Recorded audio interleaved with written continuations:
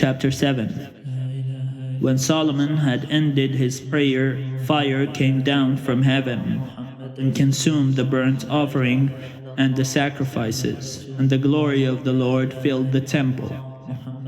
The priests could not enter the house of the Lord, because the glory of the Lord filled the Lord's house.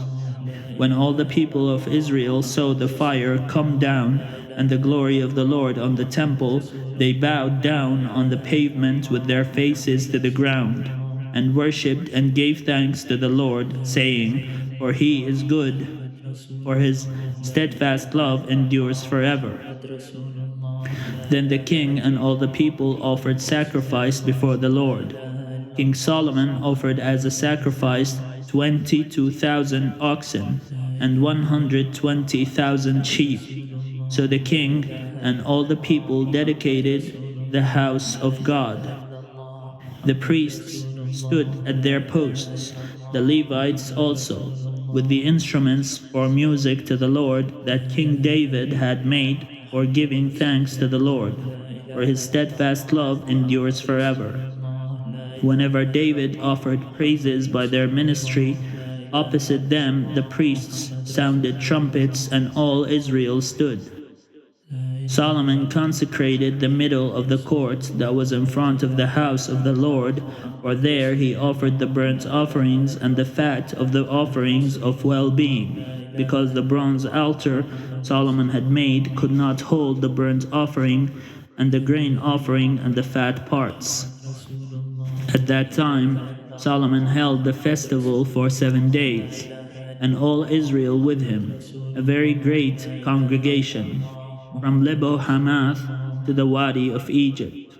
On the 8th day they held a solemn assembly, for they had observed the dedication of the altar 7 days and the festival 7 days. On the 23rd day of the 7th month he sent the people away to their homes, joyful and in good spirits, because of the goodness that the Lord had shown to David and to Solomon and to his people Israel.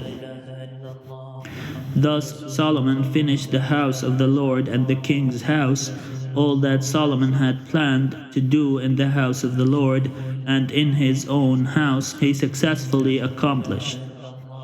Then the Lord appeared to Solomon in the night and said to him, "I have heard your prayer and have chosen this place for myself as a house of sacrifice.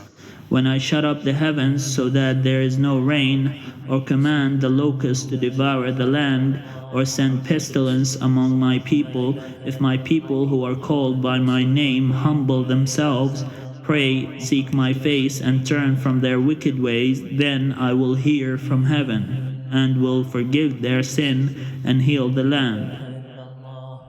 Now my eyes will be open, and my ears attentive to the prayer that is made in this place.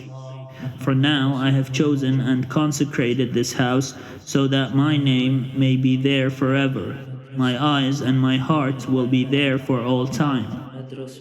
As for you, if you walk before me as your father David walked, doing according to all that I have commanded you, and keeping my statutes and my ordinances, then I will establish your royal throne, as I made covenant with your father David, saying, you shall never lack a successor to rule over Israel.